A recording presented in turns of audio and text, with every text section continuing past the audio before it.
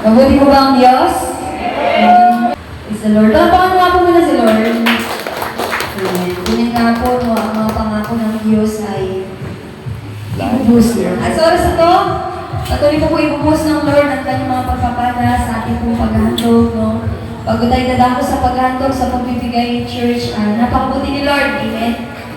Dahil may boses na ako, medyo maayos na po yung aking boses kagabi, parang ano, no? Feeling ko, nung Monday pa lang, wala na talaga akong kasi nasobrahan ako ng Sunday sa soft drinks. Ano ko talaga yan? Ayaw ko talaga ng soft drinks, dala ako sa soft drinks Pero ko rin ng Diyos, dahil nakarating tayo ng Sunday, no Friday pa lang, parang ayoko na. Ayoko na mag-lead kagabi kasi ako lead. Pero salamat sa Lord dahil sa tapang, amen, na mag-lead ay nandun na nagkaroon tayo ng boses. Sa akin pag-uwi, alam nyo kanina kagabi, kahapon ubo talaga ako ng ubo. Pero nung pinag-pray ako ni Mami, nung ending na ng namin prayer, ay, alam niyo pag-uwi, hindi na ako ubo ng ubo. Grabe, no? Palapakan nyo ako si Lord. Na-amaze talaga ako kasi sabi ko, isang linggo na ako nagpa-pray. Natatawa pa ako ng Monday kasi sabi ko kay Satan, huwag kang mag-alala, Satan, hindi ka nasisisihin, kasalanan ko to. Kasalanan ko na, ang lalunan ko, kasalanan ko na wala akong boses, kasalanan ko, tawag talaga ako that time na nagpe-pray ako, Lord. Kaya hindi ako ng tawad kay Lord, sorry po sa akin mga kalabisan, ano mga pinagawa ko, sinadya ko, hindi ko ng tawad. At the same time, si Satanas, naalala ko, huwag ka mag-alala, Satan, hindi kita sisisihin sa panahon na to. Kasi kasalanan ko talaga. Even na sa ating buhay na-realize ko, hindi talaga lahat kasalanan ni Satan, pero kasalanan ni Satanas yung mga masasamang bagay. Amen? Na nangyari sa ating buhay. Pero pag sa ating sarili, ay mag-reflect tayo.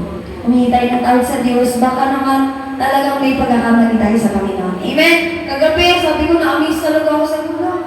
Ang galing, sabi ko pa naman kay Mami, hindi ako matutulog sa kanila kasi nahirapan ako niya, baka upo ko ng upo, gano'n, di ba? Pero praise the Lord talaga, pag uwi ko, tulog agad ako kasi sabi naalala ko yung pray pa lang ako ni Mami. Salamat sa Diyos sa kanyang buhay. So, oras na to, dadako tayo sa pag-aandog. Sa mga bago po na ating mga kapatid, church, mga kapatid, ang Jesus May Life po ay naniniwala. Amen? Sa pag-aandog, sa pagbibigay po sa Panginoon, dahil ito po talaga yung nakasaad sa Biblia, no? At the same time na ito rin po yung susi ng pagpapala ng Panginoon sa ating mga buhay. Makapagbukas po ako sa inyo sa aklat po na Marcos chapter 12, verse 13 to 17, ang pagbabayad ng buwis. Church, alam naman natin na lahat po tayo required na magbayad sa buwis. Kahit nang bumibili ka lang wala ka pa trabaho, magbabayad ka na, amen? Pero sa salita ng Diyos, ito po. Sabi ng 30, ilang Pariseo at ilan sa mga sunod ni Herodes ang pinapunta kay Jesus upang sinuhin siya sa kanyang pananalita. Kaya lumapit sila sa kanya, sinabi, Guro, nalalaman po namin kayo tapat. Tingnan niyo si Jesus nagtatapat. At walang kinikilingan, wala po mahirap, walang mayaman sa Diyos, lahat ay pantay. Amen? Kayo walang kinikilingan, pantay-pantay ang pagtingin niyo sa lahat ng tao. May pinag-aralan o wala, mayaman, may pera, wala. Pantay lang po ang paningin ng Panginoon sa atin. Amen? Itinuturo ninyo ang tunay na kalooban ng Diyos para sa tao. Nais po namin itanong, kung labag ba sa kautusan na magbayad ng buwis sa emperador, dapat po ba kami magbayad ng buwis o hindi? 15. Alam ni Jesus na sila'y nagkatunari lamang. Kaya sinabi niya sa kanila, bakit ba ninyo ako sinusubok? Tingnan niyo, ang pagbibigay at paghandog sa Panginoon ay subukan talaga. Amen? Kasi napakahirap, pambili ko na lang ito ng bigas mamaya Amen? Pambaon na lang ito ng anak niya bukas. Diba? Pambili ko na lang ito ng ganito. Subukan po talaga ang pagbibigay at paghandog sa Panginoon. Pero sabi ng salita ng Diyos, pagkatapos sabihin ni Jesus na bakit ninyo ako sinusubok, bigyan niyo ako ng isang salaping pilak at siya nga ay binigyan niya ng salaping pilak. Kaninong larawan at pangalan ng nakaulit dito, tanong ni Jesus sa kanila. Sa emperador po, tugon nila. 17, ito po ang paghatid at pamimili sa Panginoon. Sinabi ni Jesus, mismo si Jesus ibigay ninyo sa emperador ang para sa emperador. At sa Diyos, ang para sa Diyos. Palakpakan po natin ang pagbabasa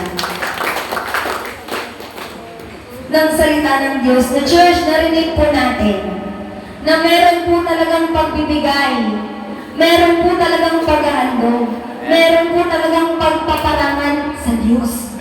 Kasi alalahanin po natin ang sabi po ng Deuteronomy chapter 8, verse 18, alalahanin ninyo ang Panginoong Diyos ninyo na nagbibigay sa inyo ng lakas para kayo yumaman. Na ibig sabihin na sa ating pagtatrabaho, sa ating kinikita, merong 10% palagi ang Diyos dyan. Kasi lagi sinasabi sa atin mga pastora, diba? Yung 10%, kumbaga, nagbabalik lang tayo ng puhunan. Kumita na tayo eh. Amen? Yung ikasampu, di ba sa gobyerno, 12%. Minsan na 15 eh. Sa amin, hindi kinakatasan kami 15 sa platform. Pero napakabuti ng Panginoon tayo, 10 lang. Amen? Yung 100 pesos na natanggap mo, 10 lang sa Diyos. Kaya nakakami sa mga batay. Nagtataka sila, ako, I believe in my heart, someday, yung mga bata na pinapalaki natin sa church, sila rin po ay magtatapat sa pagbibigay. Kasi bata pa lang sila, na-amaze na sila. Ganun ba yun, Ate Erlene? Pag nakatanggap pa nga natin, 10 lang? 10 lang? Nalalangan lang sila, naliliitan lang sila sa 10. Eh tayo eh. Amen? Hindi natin maibigay, pero sila, naliliitan pa sila sa kaya nilang ibigay sa Diyos. Kaya church, kung paano sinasabi ni Jesus, sinusubok, tayo rin po'y sinusubok ng Diyos, na kung yan, kay pambili mo na ng pagkain mamaya, pambili mo na ng magtiis ka, para pag nakita ng Diyos na nagtitiis ka, hindi ka niya nahaya magtiis, bukas. Amen? Sa ating pag-antong, pagbibigay sa Panginoon Church, yan talaga ang susi ng mga pagpapala ng Diyos na kaya nang gawin mga himala sa ating mga buhay. Amen? At dun po sa love gift, no?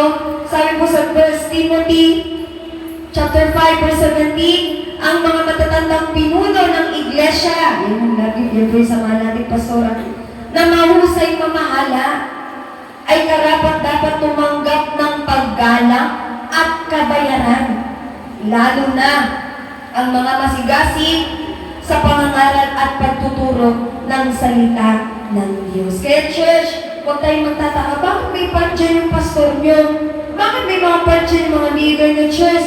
Yan po'y isinaan ng Biblia na sila daw po'y karapat dapat bayan, karapat dapat tumanggap, kasi po sila'y nag-alay. Di kung wala sila, bakit ka nandyan? Paano ka nandyan? Amen? Kaya sabi nga kanina, Diyos, at pasalamatan natin, kagaya ni Moises, kagaya natin mga na pastora, amen, kundi po dahil sa kanila, ay hindi po tayo makakarating at hindi tayo maliligtas sa Diyos. Kaya part po sila palagi na mga pagpapala, kahit lipstick, kahit chinelas, kahit sandals, ano pa man po yan, na kaya natin i-handle sa kanila, tigit sa lahat sa Diyos, huwag nating kakalimutan yung para sa Diyos. Kasi ito po'y mag-iingat sa ating mga trabaho, negosyo, mga kabuhayan po natin, natin ginagawa sa araw-araw ng buhay. Amen? So, sige po, tayo po lahat ay tumayo sa Panginoon at tayo magbigay ng buong puso, yung bukal na bukal po ha, hindi na pipilitan. At sa mga hindi po naunawaan, okay lang po yan. Darating ang panahon, maunawaan na rin po ang pagbibigay.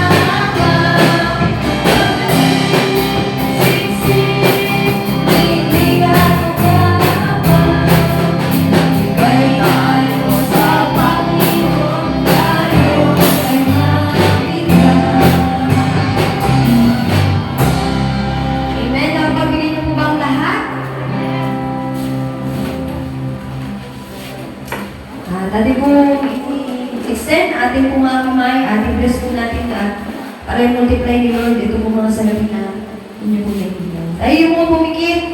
Yes, Lord, Hallelujah, Jesus, sa mga banal, sa kanan ni Jesus, tuloy po kami nagpapasalamat sa mga salaping ituloy na patuloy ibinigay na ating mga kapatid, tunay nga Ama, na sabi niyo po ang prinsipyo magbigay, ibigyan, siksik, liglig at umahapaw. Tunay nga po, Ama, mga pangailangan namin ay ipupubay mo po, ibibigay niyo po, Panginoon, sa ngalan ni Jesus. Salamat, Lord, sa mga salaping ito na magamit po sa iyong panambahan at patuloy niyo po itong i-multiply, Panginoon, na ito'y dumami, Panginoon, maraming maligtas, maraming maabot, Panginoon, Lord, ng iyong salita, Panginoon. Sa mga hindi nakapagbigay, patuloy niyo rin po silang i-bless at patuloy po nilang maranasan ang paghatol at pagbibigay sa inyo, Jesus. Salamat po.